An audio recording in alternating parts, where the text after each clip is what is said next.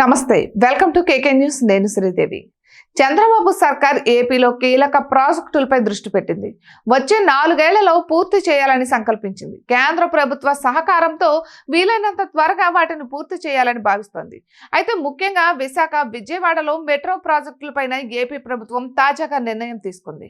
2 నగరాల్లో 2,000 కోట్ల రూపాయలతో రోడ్ కమ్ ఫ్లైఓవర్ నిర్మాణం చేపట్టాలని డిసైడ్ అయింది. ఈ 2 ప్రాజెక్టులకు కేంద్రం సాయం కోరాలని సీఎం చంద్రబాబు నిర్ణయం తీసుకున్నారు. విభజన చట్టంలో పేర్కొన్న విధంగా చంద్రబాబుతో సంప్రదింపులు జరిపి ఈ ప్రాజెక్టులను పూర్తి చేయాలని చూస్తోంది చంద్రబాబు సర్కార్. అయితే 4 ఏళ్లలో ఈ మెట్రో ప్రాజెక్టులు అందుబాటులోకి తేవడమే లక్ష్యంగా పెట్టుకున్నట్లు తెలుస్తోంది. ఇక 2014లో టీడీపీ అధికారంలోకి వచ్చినప్పుడు మెట్రో ప్రాజెక్టుల ప్రతిపాదన వచ్చింది. అయితే అప్పట్లో కార్యరూపం దాల్చలేదు.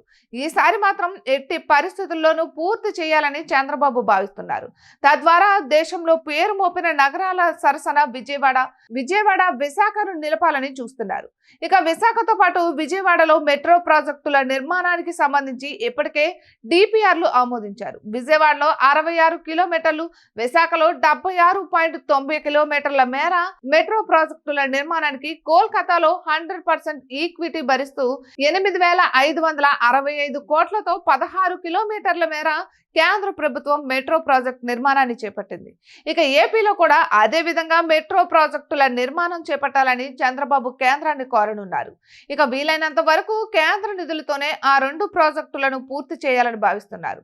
ఇక విశాఖతో పాటు విజయవాడలో డబుల్ డెక్కర్ ఫ్లైఓవర్లు నిర్మించాలన్నది చంద్రబాబు ప్లాన్ గా తెలుస్తోంది. ఇక విజయవాడలో 16వ నెంబర్ జాతీయ రహదారి నడమనూరు జంక్షన్ నుంచి రామవరప్పాడు వరకు 4.7 కిలోమీటర్లు, విశాఖలో గాజువాక నుంచి స్టీల్ ప్లాంట్ వరకు 4 కిలోమీటర్ల మేర ఇక రోడ్ కమ్ డబుల్ డెక్కర్ ఫ్లైఓవర్లను నిర్మించాలని నిర్ణయించారు. వీటన్నిటిపై కేంద్రానికి కీలక ప్రతిపాదనలు చేయనున్నారు.